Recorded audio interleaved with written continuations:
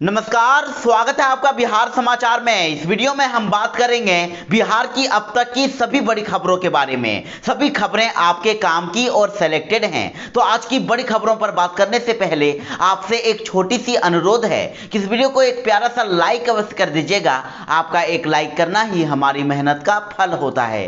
तो चलिए शुरुआत करते हैं आज की पहली बड़ी खबर से।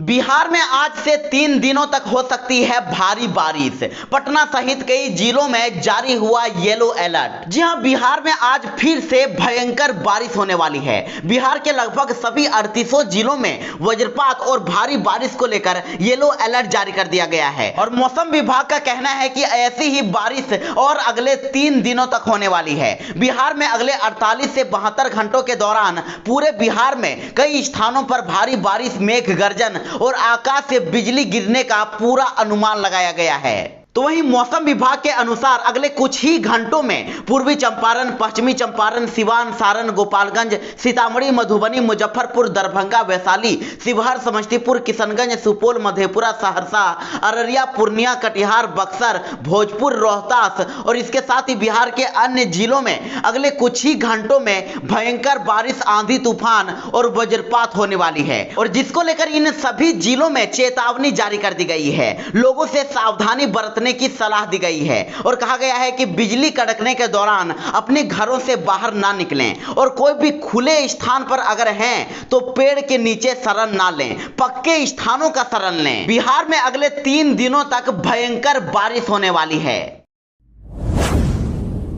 बिहार में जल्द ही होगी 7000 आयुष डॉक्टरों की बहाली। बेगूसराय, दरभंगा और मुजफ्फरपुर में खुलेंगे आयुर्वेद कॉलेज। जी हां, बड़ी खबर है कि बिहार में जल्द ही 7000 आयुष डॉक्टरों की बहाली होने वाली है और इसके लिए तकनीकी सेवा आयोग वैकेंसी निकालने वाला है। बेगूसराय, दरभंगा और मुजफ्फरपुर में 3 से 4 साल में 3 नए आयुर्वेद कॉलेज भी बनेंगे। इसको लेकर स्वास्थ्य मंत्री की सहमति के बाद अब मुख्यमंत्री से स्वीकृति ली जाएगी और जिसके बाद मेडिकल कॉलेजों का निर्माण शुरू हो जाएगा।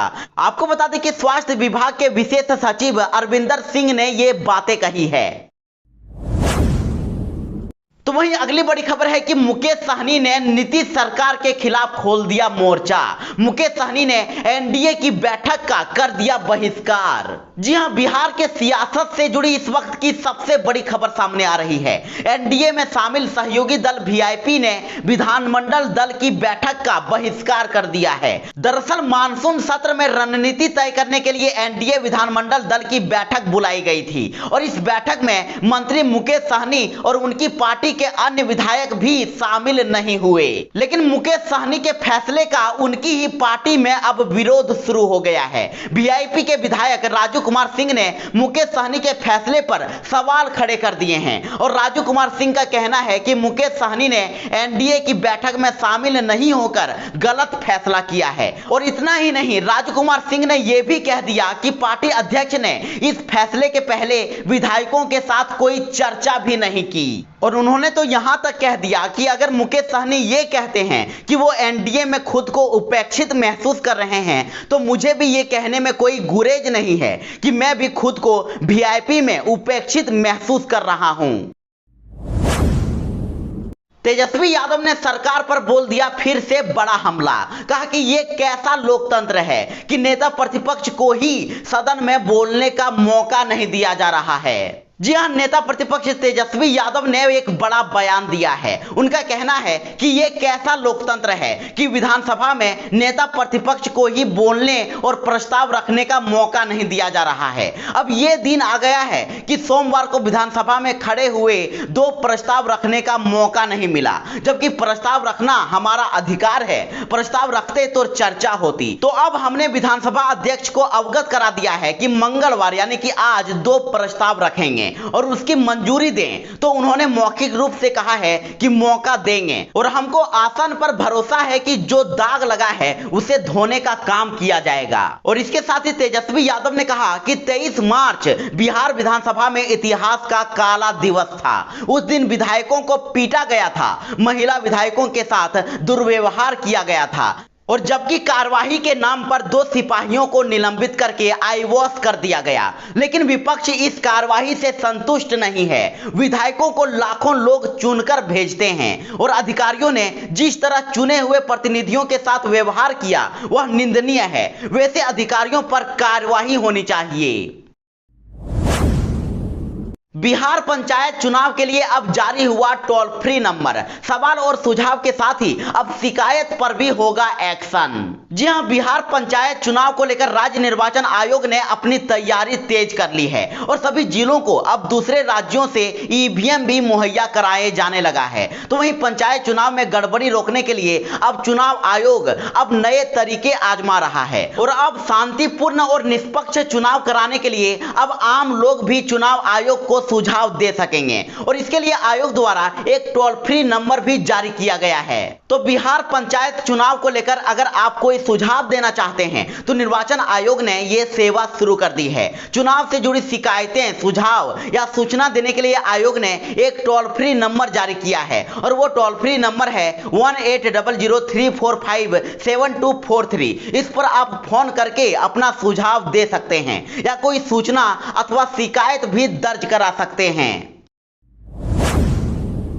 बिहार के सरकारी स्कूलों में अफसरों के कितने बच्चे पढ़ते हैं? शिक्षा विभाग ने अब इसको लेकर जिलों से मांगी जानकारी। जी हां, बिहार के सरकारी स्कूलों में कितने आईएएस और आईपीएस अधिकारियों के बच्चे पढ़ते हैं, इस बात का जल्द ही पता चल जाएगा। राज्य सरकार के शिक्षा विभाग ने हाईकोर्ट के आदेश पर अमल करते हुए सभी जिलों से जिलाधिकारी और पुलिस अधीक्षक से रिपोर्ट तैयार करने को कहा है। तो वहीं मिली जानकारी के मुताबिक शिक्षा विभाग के अपर मुख्य सचिव संजय कुमार ने हाईकोर्ट के आदेश पर सभी जिलों के जिलाधिकारी और एसपी को चिट्ठी भेजी है और जिसमें कहा गया है कि जिलों के सरकारी स्कूलों में आईएएस आईपीएस के अलावा ए कैटेगरी और बी कैटेगरी के कितने अधिकारियों के बच्चे पढ़ रहे हैं, इसकी पूरी रिपोर्ट तैयार करके सबमिट करें। आपको बता दें कि इस मामले को लेकर मुख्य सचिव की 4 अगस्त 2021 को सभी जिलों के डीएम और एसपी के साथ समीक्षा बैठक होगी और उसके बाद पता चल जाएगा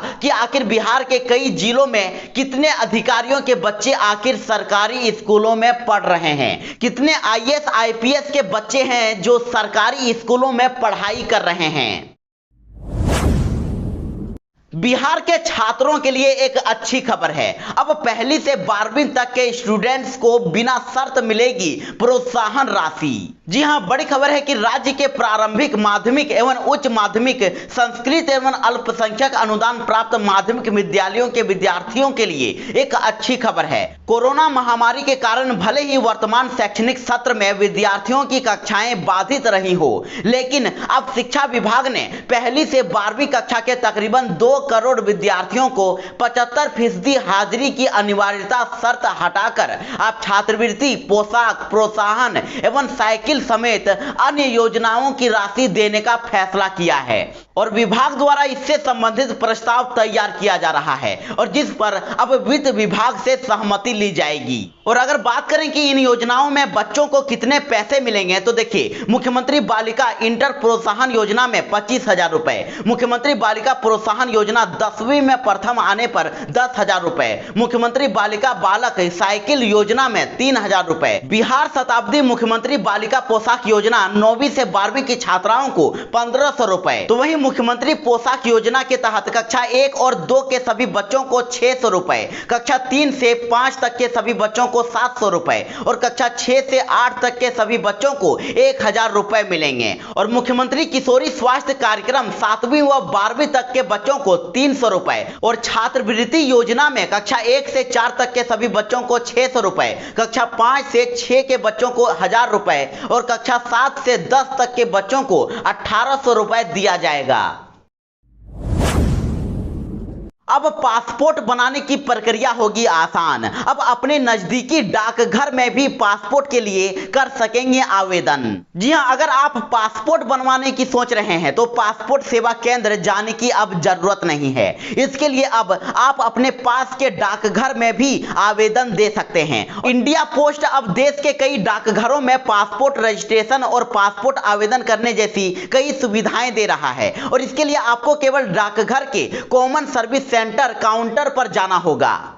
आपको बता दें कि इंडिया पोस्ट ने इस सुविधा की जानकारी खुद एक ट्वीट के जरिए दी है। अब तक पासपोर्ट बनवाने के लिए पासपोर्ट सेवा केंद्र पर जाना पड़ता था, लेकिन अब ये काम आपके घर के पास आपके डाकघर में भी हो जाएगा। बीजेपी ने राहुल गांधी पर साधा निशाना और कहा कि ट्रैक्टर चलाकर संसद जाने से कोई किसानों का हितैषी नहीं हो जाता। जी हां, बिहार सरकार के पूर्व मंत्री नंदकिशोर यादव ने राहुल गांधी पर तंज कसा है और कहा है कि ट्रैक्टर चलाकर संसद भवन पहुंचने से कोई किसानों का हितैषी नहीं हो जाता है। कांग्रेस के युवराज तो ये बताएं कि किसानों के हित में उनकी सरकार ने आखिर किया है। और इसके साथ ही नंदकिशोर यादव ने राहुल गांधी पर निशाना साधते हुए कहा कि कांग्रेस सरकार में किसानों की आय लगातार घटती रही और किसान महाजनों के कर्ज में डूब गए थे। किसानों को बैंक से किसी तरह की सुविधा उपलब्ध नहीं थी और इसीलिए उनका यह ट्रैक्टर चलाना, ट्रैक्टर मार्च निकालना एक नाटक ही है। तो वहीं सुशील कुमार मोदी ने भी राहुल गांधी पर कहा है कि पंजाब कांग्रेस के भिक्षुक लोग साफ कह रहे हैं कि उनकी पार्टी ही किसान आंदोलन को हवा दे रही है। राहुल गांधी तो ये बताएं कि यूपीए सरकार ने 10 साल में किसानों के लिए आखिर क्या है। सुशील मोदी ने कहा कि राहुल गांधी या उनके परिवार ने कभी खेत में ट्रैक्टर नहीं चलाया और ना ही किसानों की समस्या से उनका कोई वास्ता है। पंजाब में कांग्रेस के घर में लगी आग से ध्यान भटकाने के लिए वे ट्रैक्टर से संसद पहुंचने की नौटंकी कर रहे हैं। बिहार बोर्ड को लेकर एक बड़ी खबर। बिहार बोर्ड ने अब कक्षा 9 और 11 के छात्रों के रजिस्ट्रेशन के लिए दिया एक और मौका। जी हां, बड़ी खबर है कि बिहार विद्यालय परीक्षा समिति यानी कि बीएसईबी ने बिहार बोर्ड मैट्रिक कक्षा 9 और इंटर क्लास 11 परीक्षा 2022 में शामिल होने के लिए नियमित और प्राइवेट श्रेणी के उन छात्रों को जिनका रजिस्ट्रेशन अभी तक नहीं हो पाया है, उनके लिए एक और मौका दिया है। अब 2022 में बिहार बोर्ड की मैट्रिक और इंटर परीक्षाओं में भाग लेने के लिए इच्छुक विद्यार्थी अब 1 अगस्त 2021 तक अपना रजिस्ट्रेशन विलंब शुल्क के साथ करा सकते हैं। आपको बता दें कि इससे पहले स्कूलों को 9 से 15 जुलाई तक और फिर 25 जुलाई तक रजिस्ट्रेशन कराने का मौका दिया गया था, लेकिन अब इसकी डेट बढ़ाकर लेट फाइन के साथ 1 अगस्त तक कराया जा सकता है। तो वहीं अगली बड़ी खबर है कि चुनाव के दौरान गायब रहने वाले मतदान कर्मियों पर होगा अब एफआईआर। बिहार में पंचायत इलेक्शन को लेकर ईसी ने दिया निर्देश। जी हां, बिहार में पंचायत चुनाव 2021 को लेकर जहां तैयारियां जोरों पर है, तो वहीं आयोग की ओर से लगातार नए निर्देश भी जारी किए जा रहे हैं। तो अब आयोग ने अपने एक निर्देश में कह दिया है कि चुनाव के दौरान गायब रहने वाले चुनाव अधिकारी या कर्मचारी पर पंचायती राज अधिनियम के तहत अब एफआईआर किया जाएगा।